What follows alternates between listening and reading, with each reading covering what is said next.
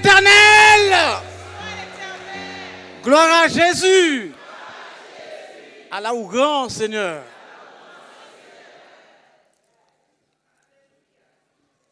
Les savants, des hommes, des érudits et de grands chercheurs se sont donné beaucoup de peine pour trouver 3 personnes qui ont marqué l'histoire de l'humanité.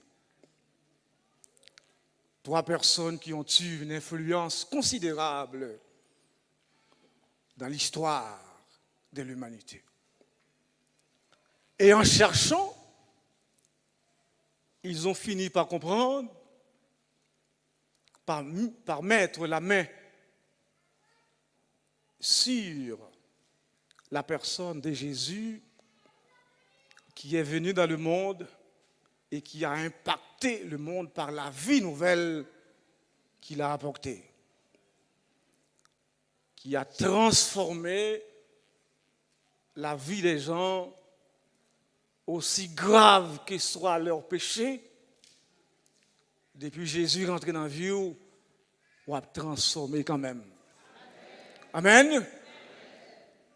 Et l'autre, disons, deuxième personne qu'on a trouvée, qui a impacté le monde, c'est un certain Augustin, qui fut un philosophe très connu, à la fois philosophe, grand théologien et père de l'Église.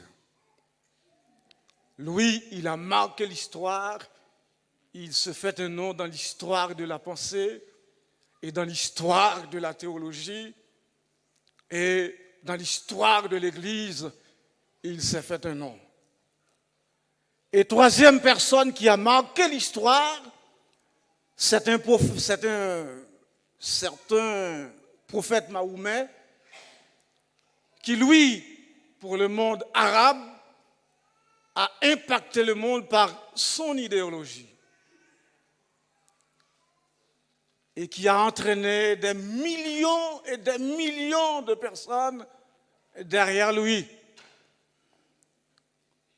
Et parmi les 3 grands que les chercheurs ont trouvés, il y a le grand des grands. Et le grand des grands, c'est notre Seigneur Jésus-Christ. Mahomet est encore dans la tombe. Il attend le jugement de notre Seigneur Jésus-Christ. Tôt ou tard, il comparaîtra devant le trône de Dieu pour être jugé, pour rendre compte, disons, de son idéologie, pour avoir entraîné derrière lui des millions et des millions, pour ne pas dire milliards, de personnes dans l'erreur.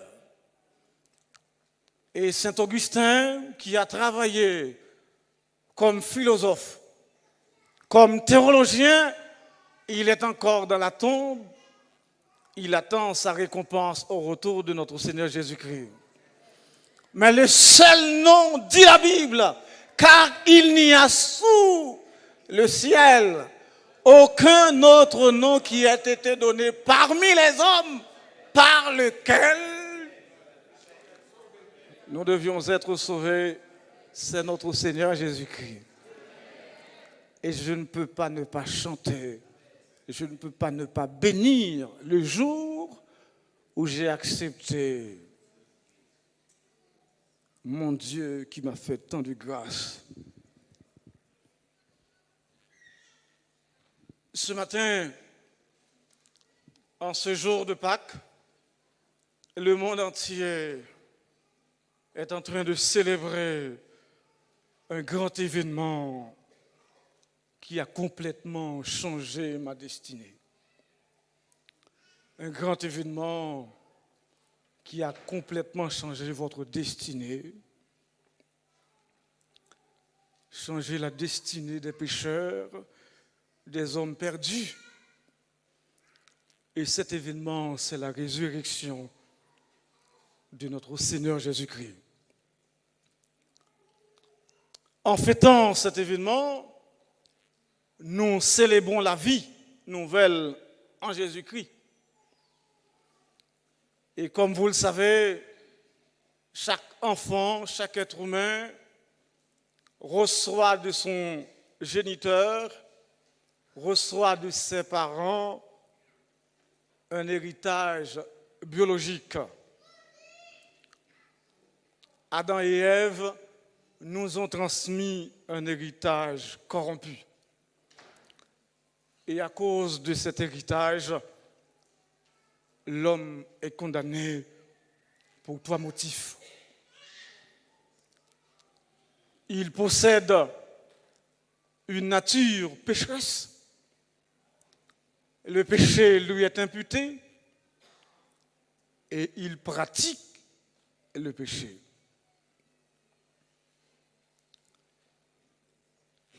Le péché lui est imputé et il pratique le péché parce qu'il a en lui le code génétique d'Adam et Ève.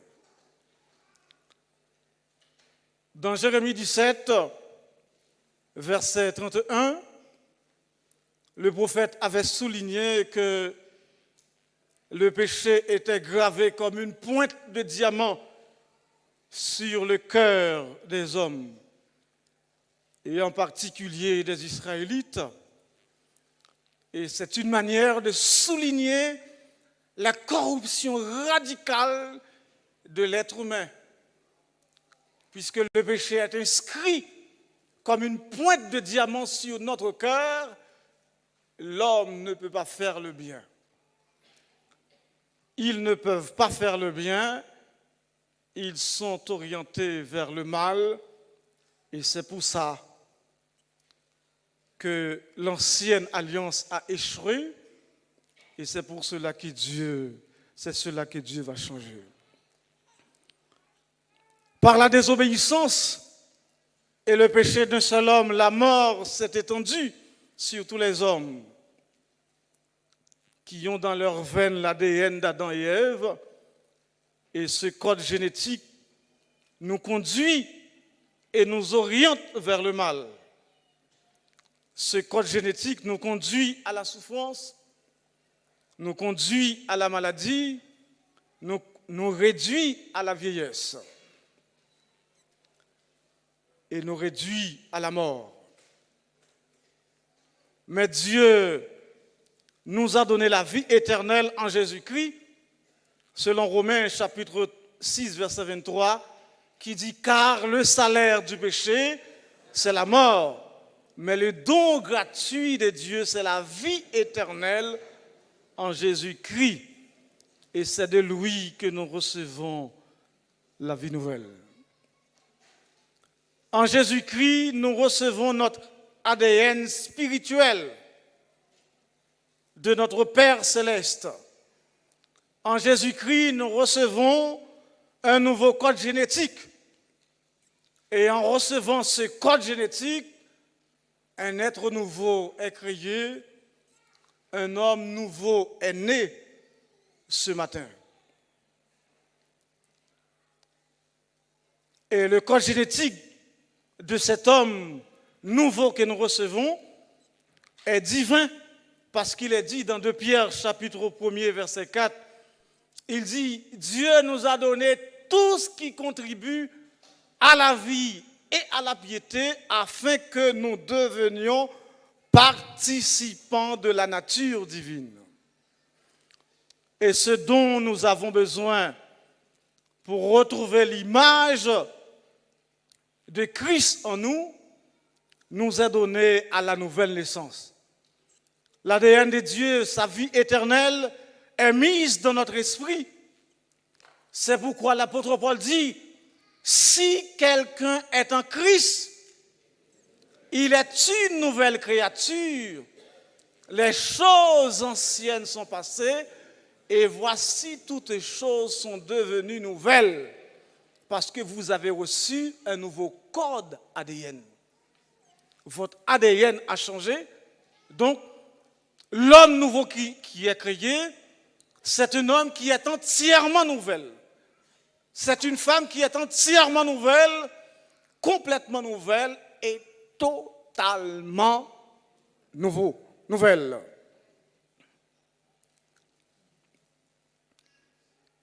Et vous vous rappelez, lorsque les femmes se sont rendues au sépulcre pour embaumer le corps de Jésus, elles avaient du mal à reconnaître Jésus.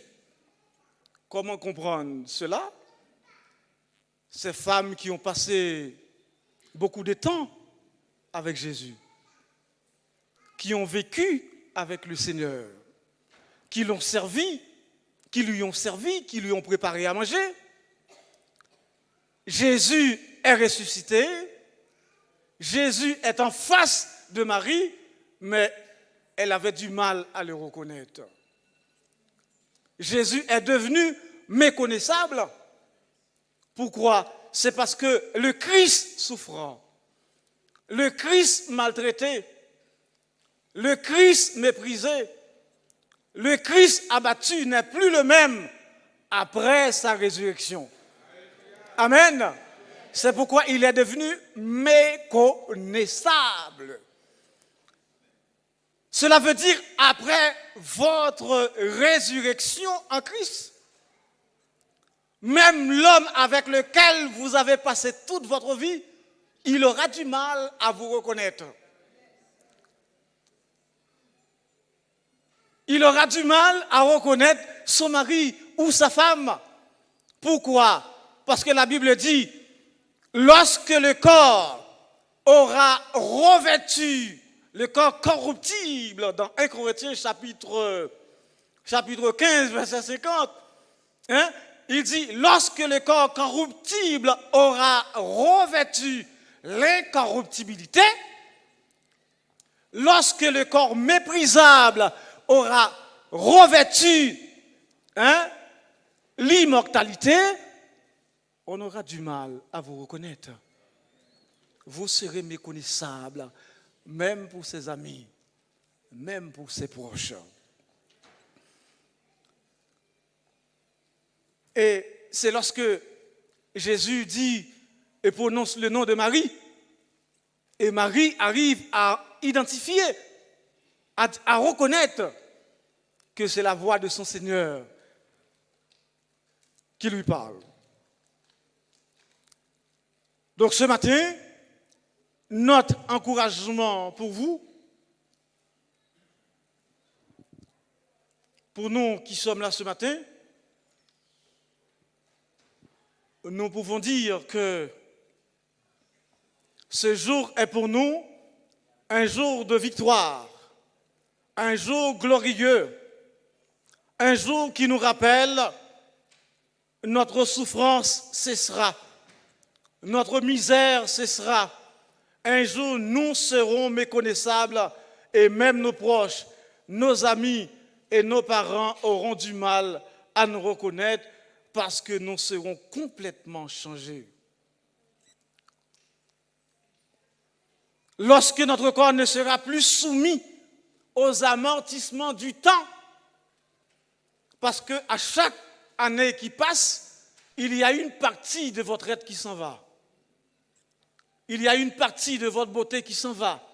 Le temps passe et il passe en même temps avec une partie de vous. Et la preuve en est grande, il y a des personnes qui ne se reconnaissent plus. C'est comme s'il y a un autre corps, dans le corps jeune que vous aviez eu. Il y a des personnes qui ne se reconnaissent plus. Le péché, les amortissements du temps nous réduit à très peu de choses. Vous qui étiez une belle femme, un beau garçon, vous ne vous reconnaissez plus. Quand vous arrivez à l'âge de 90 ans, ou 75 ans,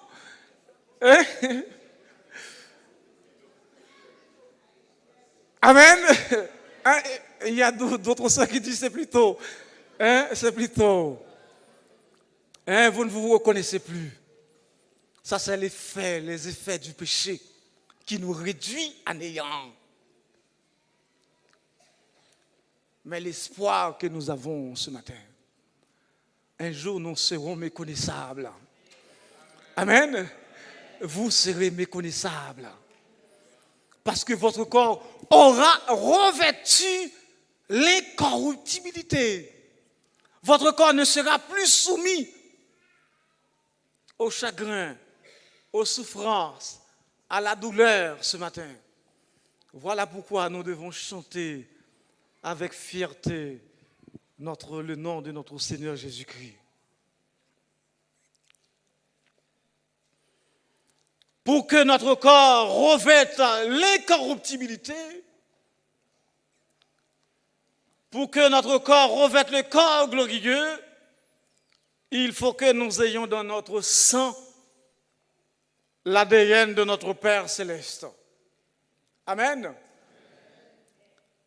Et si mon père là, qui t'a fondé cet ADN pour ses enfants, et si disons l'ADN de son enfant ne correspond pas, hein? Qu'est-ce qui va se passer? Hein? En attendant. Hein? Si nous avons ça ADN, nous avons quelque chose. L'ADN de son enfant ne correspond pas à l'ADN du père, il va y avoir des problèmes. Il faut que la femme rende compte. Hein? Est-ce que nous comprenons, bien-aimés? Eh bien, c'est pareil aussi. Si vous passez dans le laboratoire céleste pour faire un test ADN de votre Père céleste, pour voir si vous êtes son enfant.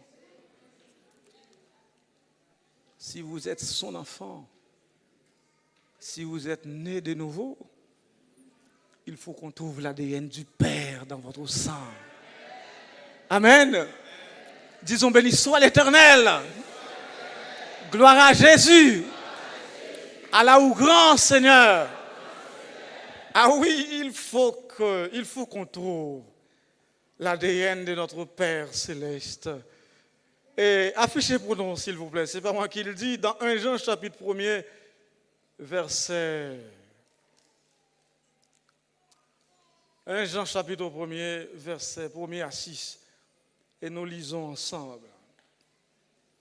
Et lorsque nous avons l'ADN de notre Père, nous allons terminer avec ce texte parce que le temps est très court. Et je veux que vous reteniez pour nous ce matin ce mot ADN du Père. 1 Jean chapitre 1er, vous l'avez affiché s'il vous plaît? Chapitre 3, verset 1er à 6. Nous allons le lire ensemble. Oui, chapitre 3, verset 1er à 6. On y va ensemble, nous lisons ensemble.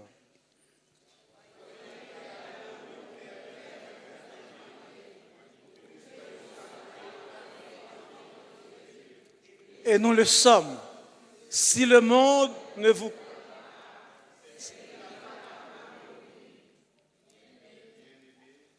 Allez-y. Et ce que nous serons,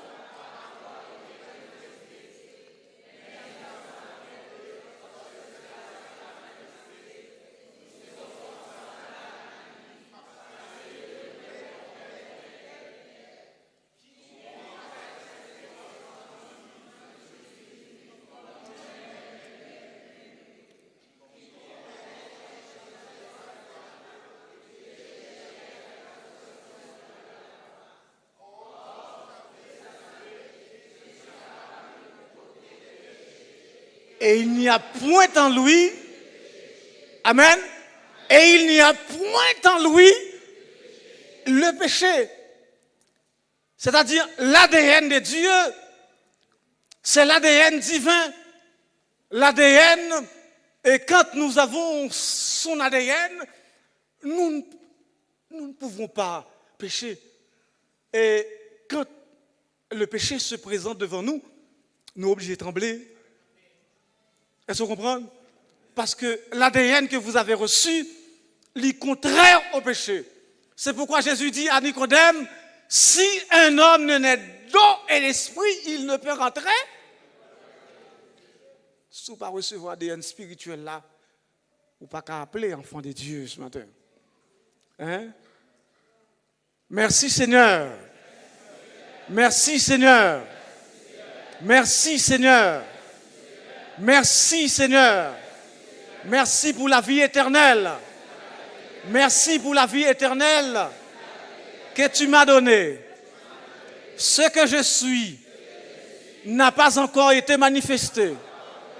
Ce que je suis n'a pas encore été manifesté. Un jour, ce que je suis se manifestera. Un jour, ce que je suis en toi se manifestera. En attendant, donne-moi la force de garder mon nouvel ADN, mon nouveau ADN, jusqu'à ce que tu reviennes nous chercher. Que Dieu vous bénisse.